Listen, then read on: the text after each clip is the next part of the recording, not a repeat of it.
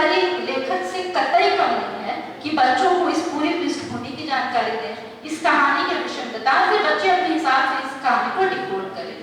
तो मुझे लगता है कि सिर्फ लिखना, पढ़ना, इसके साथ साथ बातचीत करना सबसे अहम टेक्निकल बच्चों के साथ। मैं इसमें एक चीज जोड़ना चाहूँगा अभी। बिफोर लास्ट ईयर में किताब का ट्रांसलेशन कर रहा था, वो प्रथम से वो जो किताब रोंगिया से बोल जी यार मुझको लगता है कि हमको चीफ जस्टिस को पढ़ना चाहिए किताब, तो कुछ भी बोल रहे हैं। अब आज वास्तव में समस्या कहाँ है? बच्चों की कहानी से, लड़की की कहानी बहुत सुंदर लिखा बहुत ज्यादा, बात वो है कि कम्युनिकेट नहीं हो पाता। पंकज जी की उस किताब का सुबह उसका ऑडियो सुन रहा था अपनी बेटी के साथ बैठ के।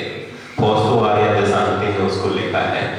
और विस्थापन एक तरह से कहें, आप किसी घर में होते हैं और वहाँ कॉन्फ्लिक्ट क्रिएट कर दिया जाता है, और उस कहानी में है कि बच्ची अपनी माँ के साथ चली आती है, इस आदत से शायद परिवार के लोग और आए, तो चाइल्ड के साथ पूछ रहा था कि हमारा 2 घर होता है क्या, क्योंकि एक घर छोड़ के आ गई और फिर दूसरे घर में रह गई। तो बोली कि नहीं, घर तो एक ही होता है। लेकिन वो क्या कर रहे हैं, तो वो उम्मीद में है कि वो शायद लौट जाएंगे फिर वापस घर में। तो इसलिए घर तो एक ही होता है, बाकी आप जीवन जीना है, जीवन जीने के बहाने, एडजस्टमेंट के बहाने आप ढूंढ लेते हैं। बहुत सुंदर अनुवाद है, तो बहुत शुक्रिया सर आपका उस किताब के अनुवाद के। अगर यहाँ पर बच्चे और अब होते बहुत होते, हमारे पास बहुत और संवेदनशील लोगों की चैनल,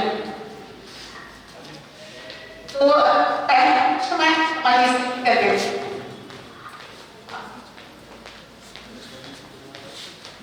छोटा छोटे शॉर्ट तो जी मेरे अभी तो